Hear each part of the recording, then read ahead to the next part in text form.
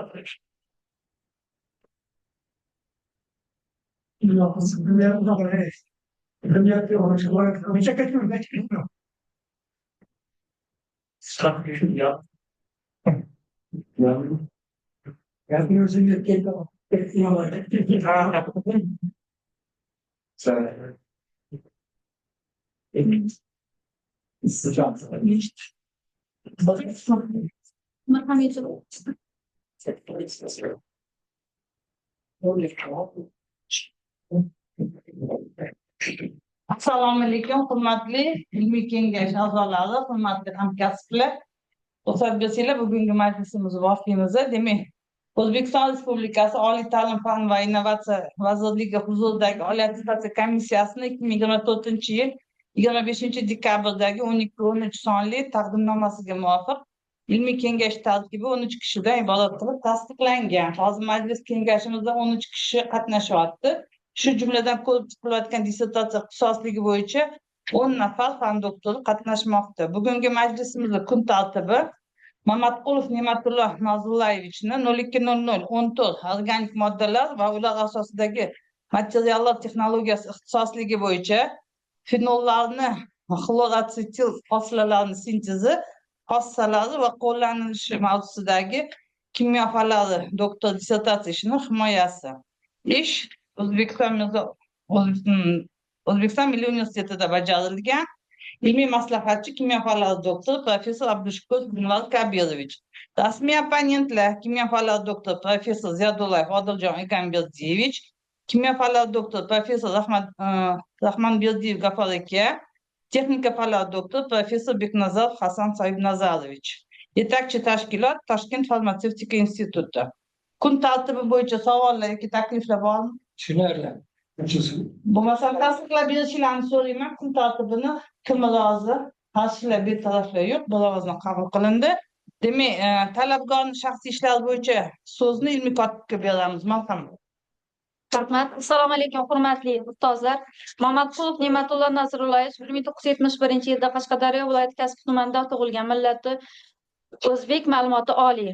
1990-95-yillarda Toshkent davlat universiteti talabasi, 1996-99-yillarda Toshkent davlat universiteti aspiranti, 1999-2006-yillarda O'zbekiston Milliy universiteti injeneri, 2006-2011-yillarda Toshkent davlat pedagogika institutining kimyo kafedrasi mudiri, 2011-2016-yillarda Navoiy davlat konchilik instituti Olmaliq kon metallurgiya fakulteti metallurgiya va kimyo texnologiya kafedrasi dotsenti, 2016-2017-yillarda Guliston davlat universiteti oziq-ovqat texnologiya kafedrasi dotsenti, 2017-2022-yillarda Toshkent davlat texnika universiteti Olmaliq filiali kimyoviy texnologiya kafedrasi mudiri, 2022-yildan hozirgi vaqtgacha O'zbekiston Milliy universiteti umumiy va neft gaz kimyosi kafedrasi dotsenti. Dissertatsiya mavzusi fenollarning xloroasetil hossilarining sintezi xossalari va qo'llanilishi. Ilmiy maslahatchisi professor Abdushukurov. Dissertatsiya bajarilgan muassasa O'zbekiston Milliy universiteti. Ilmiy tadqiqot ishi bo'yicha bitta patent, 15 ta maqola, 9 ta xalqaro, 5 ta respublikada ilmiy 15 ta respublika va xalqaro konferensiyalarda tezislar chop qildirgan. Dissertatsiya ishining dastlabki muhokamasi 13-28 oktyabr 2024-yilda umumiy va neft gaz kimyosi kafedrasining kengaytirilgan ilmiy seminarida muhokama qilingan.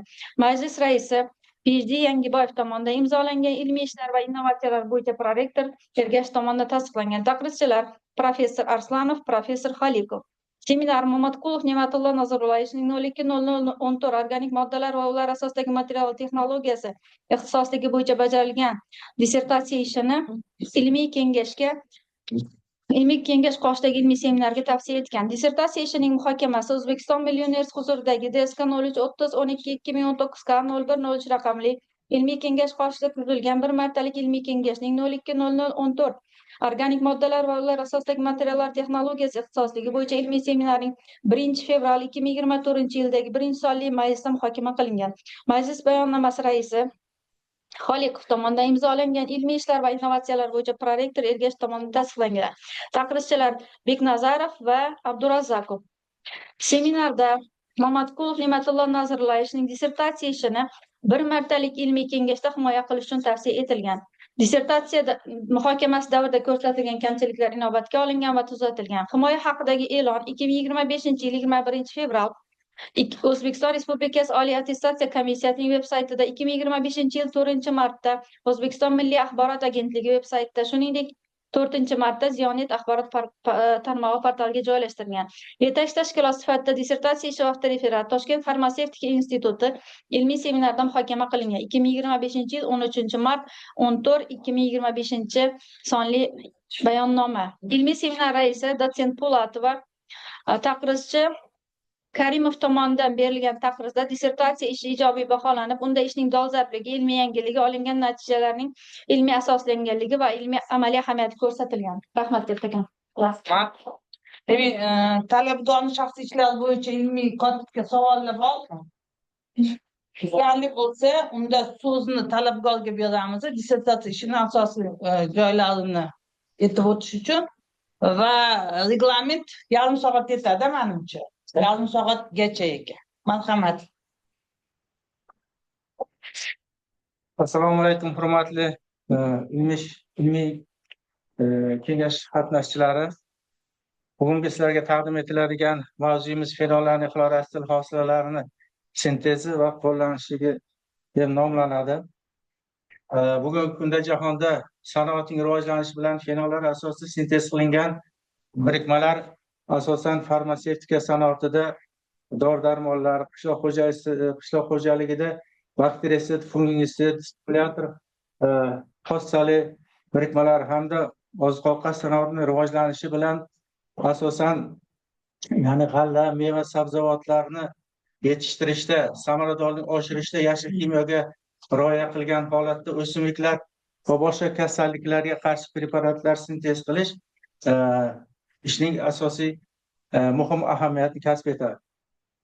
Jahonda xlorosillardan fenollar, aromatik uglevodorodlar, geteroksilik birikmalar reaksiyalar orqali hozirda maqsadli reaksiyalar amalga oshirilmoqda va buning natijasida immunostimulyatorlar, diabet va saratonga qarshi faollikka ega bo'lgan va patogen mikroorganizmga qarshi bakterisid fossili birikmalar sintez qilish bu hozirgi kunning muhim ilmiy ahamiyati kasb etadi.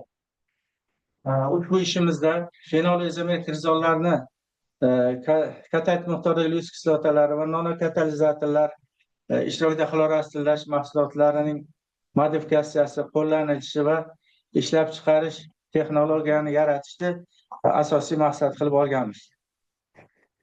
İşte asosiy vazifalardan biri fenol izomer kirzollar xloroasillash reaksiyalarida mahsulot unumiga va ta'siriga ta'sir etuvchi omillarni aniqlash, fenol izomer kirzollarning katalizatorlar ishtirokida xloroasillarning reaksiyasi hosil bo'lgan mahsulot unumini, tarkibini hamda unumga nisbatan faollik katalizatorning faollik qatorini keltirib chiqarish, fenol va izomer kirzollarni xloroasillash reaksiyalariga nanokatalizatorni qo'llash va uni mahsulot tarkibi unumga ta'sirini o'rganish, keyin fenol izomer xloroasillash sintez qilish preparati usullarini ishlab chiqish hamda fenol va izomer kirzollarni asillash reaksiyalarini olib borish